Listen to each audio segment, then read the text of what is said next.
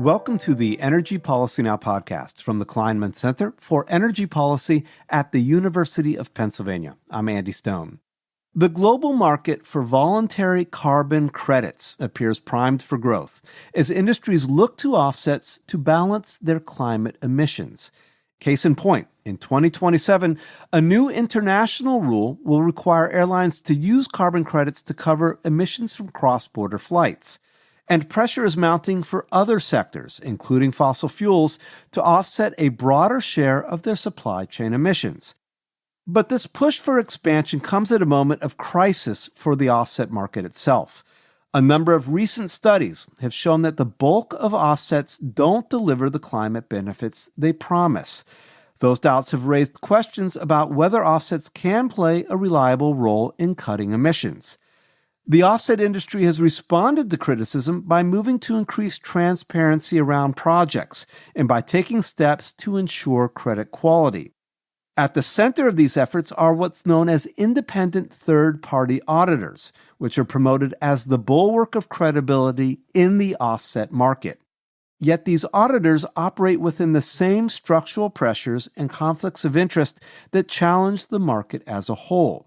As today's guests will argue, the problem isn't necessarily the presence of bad actors, but of a system that's built in ways that makes real integrity hard to achieve. Here to explore the issue are today's two guests, who've recently published research that examines the role of auditors in carbon markets. Cynthia Giles was the Senate-confirmed head of the EPA's Enforcement Office during the Obama administration, and was later a senior advisor in the EPA Office of Air and Radiation. Cary Coglianese is director of the Penn Program on Regulation at the University of Pennsylvania Cary Law School. Cynthia and Cary, welcome to the podcast. Thanks for having us. Nice to be here again, Andy. So the two of you recently published a paper on the credibility of voluntary carbon markets, and especially the role of auditors in those markets, which we're going to get into. But first, to set the stage, I want to say that this is a very difficult time for carbon offset markets. And to put this into the simplest of framings, the global offset market peaked at about $2 billion in value in 2021. And by last year, 2024, it had shrunk to a quarter of that value, around $500 million. Cary, to get us started, can you tell us a little bit more about what offsets actually are and what has driven the credibility crisis that the offset industry is facing now? Well, the basic theory is sort of a commonsensical one. If a company wants to reduce emissions, it has two choices. One, it could do it itself, or it can say, well, let's support some effort to reduce emissions somewhere else. And from the standpoint of emissions of greenhouse gases in the planet overall, in theory, either approach should work, right? The problem is that the second approach, which is the offset approach, is one that, as you said, has suffered a credibility crisis. It may be one thing if you go with direct emissions reductions to be able to somehow measure those directly and be assured that that's actually happening and that we really are on a path toward a net zero economy, if you will. But when it comes to offsets, the claims are indirect, and you need to show that the reduced emissions that are being claimed from someone else, some third party that the first party is taking credit for, are real ones. And some research has shown that upwards of 80% of the claims for reductions in emissions that are being used to offset first-party emissions are being overclaimed. They don't exist. They're not real. One, very prominent, infamous example showed that there were 30 times the credits that were being claimed than actual emissions that were being reduced and offset. So this is the credibility crisis that the offset market has faced. I should just say, to start off with, we should just, for simplification purposes, identify the key actors that we'll be talking about in the market too. It might be helpful for your listeners. The project developers are those third parties that are developing projects that they're claiming are reducing emissions and being used to offset emissions somewhere else. So those are the project developers. And they want to sell those credits to some buyers, those first parties who want to use that to offset their own emissions. In between that transaction, there are these registries that actually kind of structure this market and link up the project developers or the credit sellers with the credit buyers.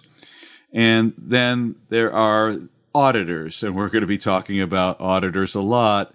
The registries will often provide a list of certified auditors that can come in and review the project developers' projects and see, in theory, whether they are matching the kinds of claims that they're making, following a set of methodologies that are developed and approved by the registries. The claims that we're responding to are made by a lot of these market actors, including the registries, who are saying that the auditors are really the bulwark of credibility, that these offsets, the credits claimed, are actually real and making equivalent emissions reductions to what corresponds to the credits that they're being awarded. So Cynthia, as Cary kind of just was talking about, the industry is facing this crisis, and the industry has responded by trying to restore trust and through efforts such as establishing what they call seals of approval and similar mechanisms that certify that methodologies ensure offset integrity.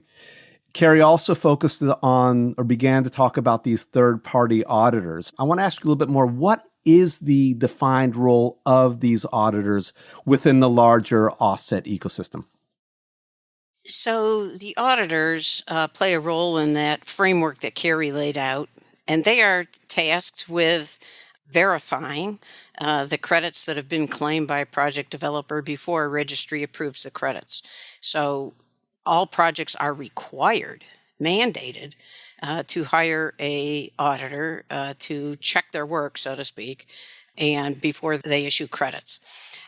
There's a little bit of discussion about the roles of the parties that I want to get into for a second, but the registries, developers, and many others claim, as Cary mentioned, that auditors ensure that the claim credits are real and that they reflect actual carbon savings.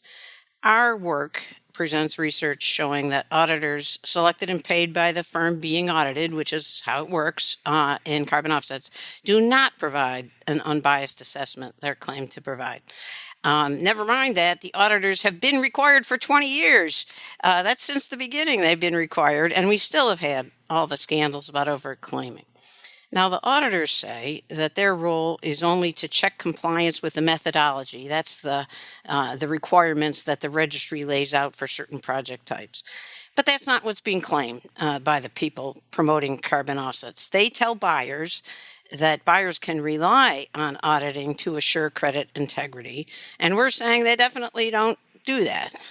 Either way, the narrow frame that auditors like to put forward, or the broad frame that almost everybody else uses to describe auditors' role, auditors are not unbiased assessors of the facts. I want to take a step back on that just for a moment. You describe these two different roles. Is there a contractual basis somewhere or something that says that this is really what the auditors are supposed to do? It's mostly described as checking compliance with the methodologies. I would say that's the most frequent description, but At least one registry, Vera, which is the largest one in the voluntary market, has recently been saying other things, both publicly and to the auditors themselves, calling the auditors out for not catching things that are outside of those requirements of the methodology. So I would say there is a gray zone around what is actually expected. But the most important thing from our perspective is that the broad role that auditors ensure that they, or guarantee, pick your word, are the bulwark for, that credits are actually real. And that is what the registries, the developers, lots and lots of people are saying auditors do.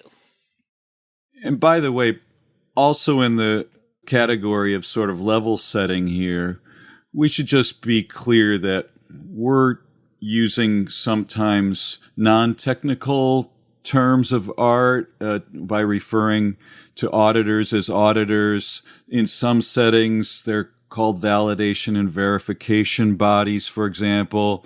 We sometimes use words like complying with the methodologies, and others will use things like conformity or conformity assessment to describe what auditors or validation and verification bodies are doing. But the basic concept here is that, as Cynthia has said, registries and others are saying that, this credibility crisis can be overcome by relying on the bulwark here being these auditors that are fundamentally being paid by the project developers. So, Cary, that brings up an obvious conflict here, one of economic self-interest, which you talk about in the paper, but you also bring in a second kind of concept here, and this is what you call self-serving bias. So could you talk about these two phenomena that, I guess collectively undermine or make it very difficult for these auditors to act in a way that is completely not tethered to any interest other than the integrity of the offsets themselves? Sure. As you said, there is an obvious sort of conflict of interest in economic conflict of interest that is at stake when project developers that are in the business of wanting to sell credits, and the more of those that they sell, the more credits that they can claim for their projects, the more money they make. And auditors, if they're being paid by the project developer, are allied in that interest with the project developer in an economic sense. But there also is a lot of research showing that in situations like this, there is an unconscious self-serving bias that exists as well. It shows up in research where there doesn't even need to be any actual payments of auditors, but in experimental settings, just even telling an auditor that they are working for somebody leads systematically in very sophisticated experimental research, leads systematically to a bias in how they report. And if there really is 80% overclaiming of credits by project developers, auditors, whether for their own economic interest or just in their unconscious bias, that are missing an awful lot. And that's why we wanted to just show that because of these two mechanisms that are well documented and well established in scientific research, it's understandable that so much is being missed. It's not surprising. And we should certainly not be going around, as some people are, saying that auditors are going to guarantee that carbon credits are credible and that they mean exactly what they mean. There is a bias. And this bias, by the way, doesn't imply that there's bad faith or fraud in the market. And now maybe there is. But that's not what we're talking about. We're just talking about a systemic effect that exists even by people who are acting totally in good faith. And I should say, by the way, one other thing here is that in these markets, this bias actually pervades all of the actors. It is not just that the project developers benefit when they get more credits to sell.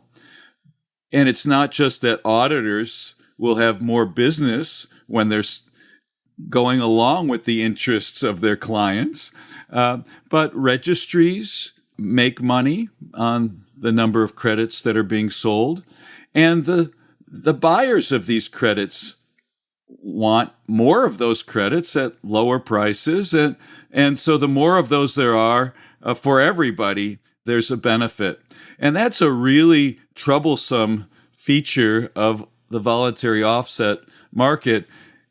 Completely, I think, opposite the kind of overly optimistic claims that we hear being made about how auditors are really going to provide the bulwark of credit integrity. I just want to underscore the economic situation that auditors are in this market that Cary touched on, especially for listeners who are not aware of how this works, because all of the auditors and all the major registries are selected and paid by the developers. Auditors are very aware that developers want auditors to sign off on the numbers of credits that they are claiming. The auditors compete for business with the developers and are acutely aware that if they were to deny or disapprove significant numbers of credits, they're not likely to be hired again. So the economic posture that these auditors in really puts a significant squeeze on them to go along with what the developers are requesting. No one has to say any of this explicitly. Everybody knows it. The market design puts those pressures on the auditors, which are profound. I think the really important point here also, if I can underline it, is, again, you don't have to be looking for bad actors here, right? There's the economic self-interest. Obviously, if I am an auditing company, I want to provide, the opportunity for my client, the project developer, to produce as much credits as possible. I mean, even though that's not really technically my job. My job is to ensure credit integrity, but I understand the business case here, right? So, and that gets to the point of what I think you all are trying to make in this article, is that take that bad actor element out and you have a market that inherently, unconsciously, as you point out in the paper, incentivizes this lack of integrity in the market. I wonder if you could tell us a little bit more about what self-serving bias actually means.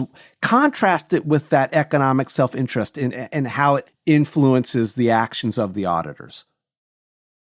Self-serving bias is a well-developed and recognized cognitive phenomenon that causes everyone, all people, to reach conclusions that favor their own interests. And this has been well documented in many arenas, and especially for the auditing arena for financial auditing of companies. And what the result of it is in the situation of auditing is that it causes the auditors to see the world in the way that aligns with their clients' interests. They're often not even aware that they're doing that. As Cary mentioned, even in an experimental setting, auditors who were told, hey, here, hypothetically, you're representing the seller in this fake transaction we're telling you about. Nothing matters here. It's all hypothetical. We're in a lab. We're talking. And even in that setting, people are not aware that they are inclined to support the view of this hypothetical client over what people who are not representing that client would say. We all do this. It's a well documented phenomenon to see things the way the client sees them. Here's a little interesting anecdote that I found from our research that shows how powerful this is.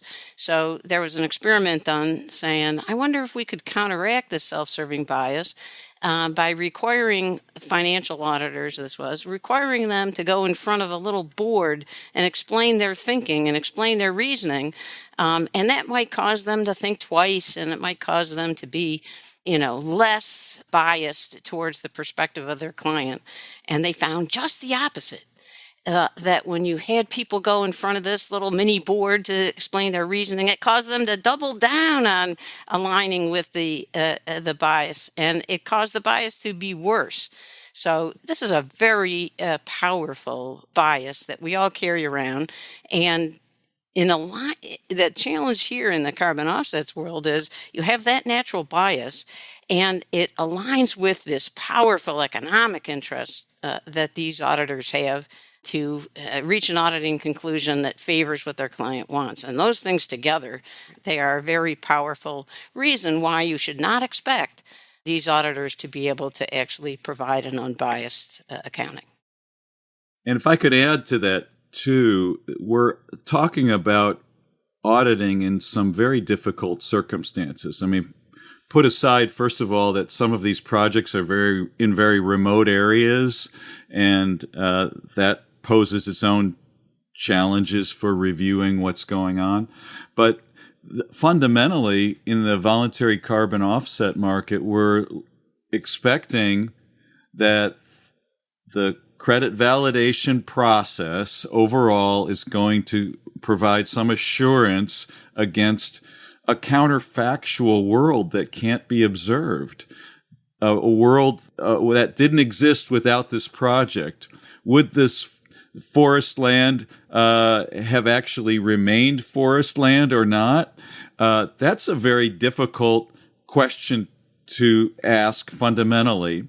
And that's one example of the problem of additionality and the problems of what are called permanence to the credits that are being awarded and the emissions reductions that are being claimed, or the emissions captured that are being claimed. So we take the natural, unconscious tendencies that Cynthia has described, and then we plop those down in a setting in which it's actually dependent upon a lot of qualitative judgments. Even if one's finding that the auditors are doing just some more box-checking kind of exercise, they're often checking boxes that are qualitative in nature. How appropriate, how reliable are the claims that are being made? It's a very difficult setting, and one in which this bias, which nobody even has to be aware of or really consciously pursuing, just comes to the fore. And so our point is, it's not surprising at all that we've found the credibility crisis that has, afflicted the carbon offset market. Well, there was a great point in the paper that I just want to quote from, and it gets to this challenge of the counterfactuals and the kind of the qualitative judgments that the auditors have to use in judging. Would this forest have even continued to exist even if an offset project supposedly supporting it hadn't happened? And that's obviously, you don't know what the reality would have been the other way because you can't experience that reality. But you have this great quote that actually you state in the paper comes from elsewhere, but I want to read it here just for a moment because I really liked it. And it kind of gets to this core of this problem. And you say that, quote, carbon credits are an imaginary commodity created by deducting what you hope happens from what you guess would have happened, end quote. I mean, that kind of sums it up right there, it sounds like. One of the things that quote reveals, I think, is that offsets are all about judgments and assumptions. As Cary said, there's not something you can measure to find out if the credits are real. You can't take a sample and say, here's how much carbon was saved. So it is based on a guess about the future, really. Would that forest have been cut down or not without your projects? Almost all carbon credits are based on these kinds of unknowable counterfactuals. And that means they're based on judgments and assumptions. And that's the place where most of the projects have gone off the rails, according to the researchers, because developers have routinely made the assumptions and the judgments that produce the most credits. Surprise! Like that infamous Cariba forest protection project that Cary mentioned that was profiled in The New Yorker, which had the wonderful descriptive title, The Great Cash for Carbon Hustle, that awarded as much as 30 times the credits it deserved. 4 auditors signed off, by the way. on that project, all of which are still auditing today. You talk in the paper as well. It's very interesting. You actually get very quantitative in examining how prevalent this issue is in the offset industry. And you take a look at the assumption that auditors can ensure integrity by looking at some of the projects that were verified by the largest offset registry. And you found quite a lot of evidence of this self-serving bias there. Cary, can you tell us what that was about?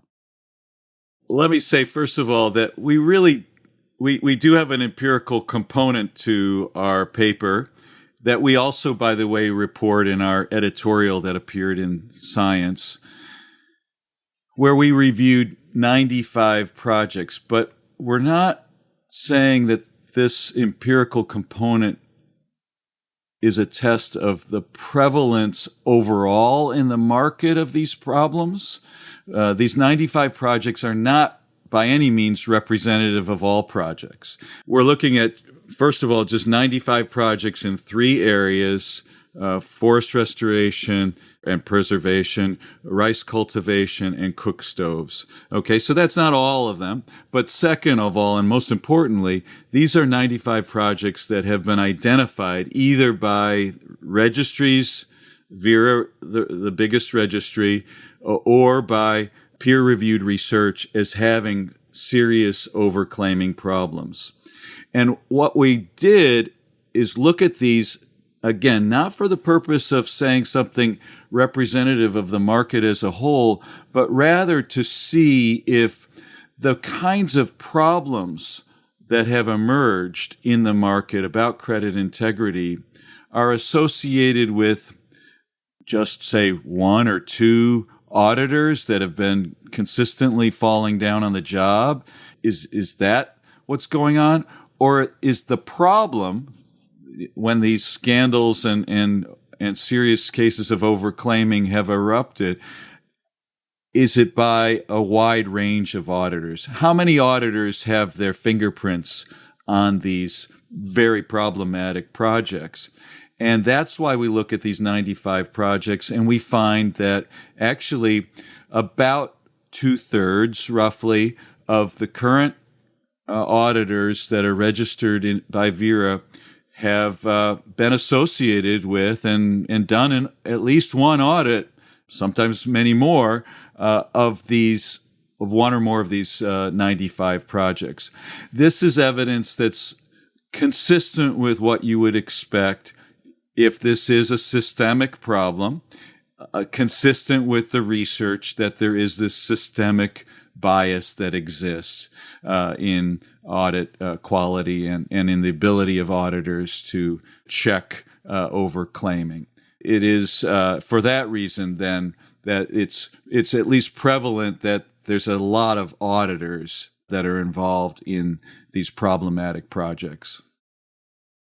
You know, Cynthia, Cary had mentioned a little bit earlier in this conversation the fact that, we're focusing here on the auditors, but this is really a systemic issue at every level of the market. This dynamic that creates pressure throughout the systems. And I guess it also creates a situation that's very resistant to change as well. Is that right? Yes. So it certainly is the case that in this market, unlike some other markets, every player in the system really has the same incentive. So in many markets, there's competing pressures that help to keep things honest.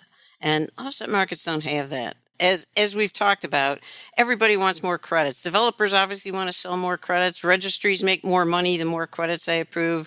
Auditors get more work by approving the requested number of credits. Buyers want more credits for their money. Whenever you have a market where all the interests align, watch out. It's not in anyone's interest to point out that the emperor has no clothes. And the result is a market where everyone is advantaged by awarding more credits, and it's extremely hard to know if the credits are not warranted, as we've described. And that makes it completely unsurprising that we get the result we have where the vast majority of credits lack integrity. So I want to take a step back here. Cary, some registries claim that they do monitor and even suspend underperforming auditors that they work with. Your paper suggests that these quality checks maybe don't fix the underlying problem. Can you tell us a little bit more about that? Well, in the law, we would say res ipsa loquitur. That is a Latin phrase meaning the thing speaks for itself. So, yes, there have been quality checks. There are auditors that have been delisted. But nevertheless, we have a bunch of auditors that have approved projects where they've subsequently been shown to be overclaiming. So the thing speaks for itself. And the thing here that is the bias that exists is also backed up with a lot of very solid evidence in the research literature. So we've got theory, we've got experience, both supporting the reality here that auditors are not the guarantee of credit integrity. I agree with what Cary is saying, that the actions by the registries are not going to fix the underlying structure. And some registries claim that they will police auditors. That's not going to happen. There's two reasons. One is registries make more money the more credits that are claimed. It's a formula written down there in black and white. So it is not in registries' financial interest to be known as a tough on credits registry. They're going to lose revenues. People will go off to, other registries. They might take some superficial actions to appear to be tougher, but they're not really going to do that because it's against their interest to do it. But even if they were willing, which they're not, okay, but if they were, it wouldn't matter because auditors cannot disapprove an entire project or most of its credits, and certainly not the 80% level denials that current science suggests would be appropriate. Doing that would be likely fatal to that company, that auditing company. No one would hire them again. So no amount of enhanced oversight can compete with a life and death decision like that. Cynthia, you and I had a conversation a few weeks ago talking about this podcast. In that discussion that we had, I asked you about solutions, and your response was that you're not really that interested in discussing solutions, at least not yet. That the industry needs to acknowledge the problem, which I'm gathering that it has not, or at least not to the level that you would deem necessary. Why don't you think that acknowledgement has happened, and what would it look like if it did? Well, our work, I think, demonstrates that the auditors selected and paid by the firm being audited have both economic incentives and biases that cause them to align with their clients' interests. The science is there. This is not brand new, okay? This is well established. Plus, in carbon offsets specifically, we have 20 years of scandal after scandal with projects being awarded credits they didn't come close to deserving, and auditors signed off on every one. So science and experience are telling us the same thing. And yet, the main market participants continue to say that actual carbon reduction is assured by having auditors look at these projects. We know that's not the case. The science and our 20 years of experience both tell us that. But that does not slow them down. And right now, they are trying to just ignore this problem. They want to reassure buyers that auditors provide guarantees of integrity, so they're going to keep saying that even though it's not true. Until the major players admit that there is an issue here, serious efforts to solve it won't happen. So that's number one. But number two is there's no easy fix to this problem. Auditors are not the only problem, as we've talked about, and they're not going to be the only solution either. So we can't solve offsets without significant redesign, which is going to be challenging. But we are never going to get to that discussion if we don't have the principal folks first admitting there is a problem, which right now they're not doing. And quite frankly, they're doing the very opposite. Right. I mean, we've got claims, and they're all in our longer paper that accompanies our science editorial that has registry Vera saying that auditors are going to ensure that a project's climate impacts are real and permanent. And other folks are saying that, they provide real confirmation and guarantees that credits are real. these are delusions, and so we've got to break out of that and have a serious conversation first that acknowledges that this is a fundamental limitation on going forward with a real credible offset market. And it's a complicated problem to be solved. It won't start to be solved unless we first admit that there's a problem. Cynthia and Cary, I think there's an issue that we've been kind of overlooking, if that's the correct word to use up until this point in our conversation, and that is around the fundamental value of offsets themselves. And obviously here we've been talking about the structural issues in the offset markets that are problematic. There are also questions around the validity of offsets. And I had a very interesting conversation on this podcast about a year ago with Danny Cullenward, who is a senior fellow here at the Kleinman Center. And in one point of that conversation, we were talking about forestry offsets. His point in that conversation was that forestry offsets can actually have a lot of benefit. They may, in an ideal situation, prevent forests that might otherwise be cut down or destroyed from being cut down. They preserve those forests. But the climate benefits, for a lot of reasons that we discussed in that podcast, and I recommend, if you're interested, to go back and listen to that. It's from July 2024. He said that the claims around the climate benefits from these forestry offsets are a completely different story, and those are much more questionable. So, Cynthia, just wonder if you have any thoughts around this. Another way of framing that is, why is offset integrity such a big deal? Why does everything we've been talking about here, why does it matter? The reason is because if offsets do not reflect real carbon reductions, but companies use them to excuse definitely real carbon emissions, we are not helping climate. We are even making it worse. And just to underscore the reason that matters so much, we can't afford this kind of risk to climate. We're behind on addressing climate as it is. If we expand the use of carbon offsets and the offsets don't reflect real emissions reduction, we're going to be making the climate problem worse. So this is why offset integrity is not an abstract issue. It has immediate consequences for climate if offsets are not what they claim to be. And the forces that are pushing market expansion, claiming that auditors ensure offsets have real climate benefits, on our point is no, they don't. Not close. I would just add to that a quote that we offer in our paper from the Administrative Conference of the United States, which is a federal agency that offers recommendations for other government agencies about best practices in various governmental functions. And sometimes governments set up programs that are in some ways similar in that they rely on third-party auditing.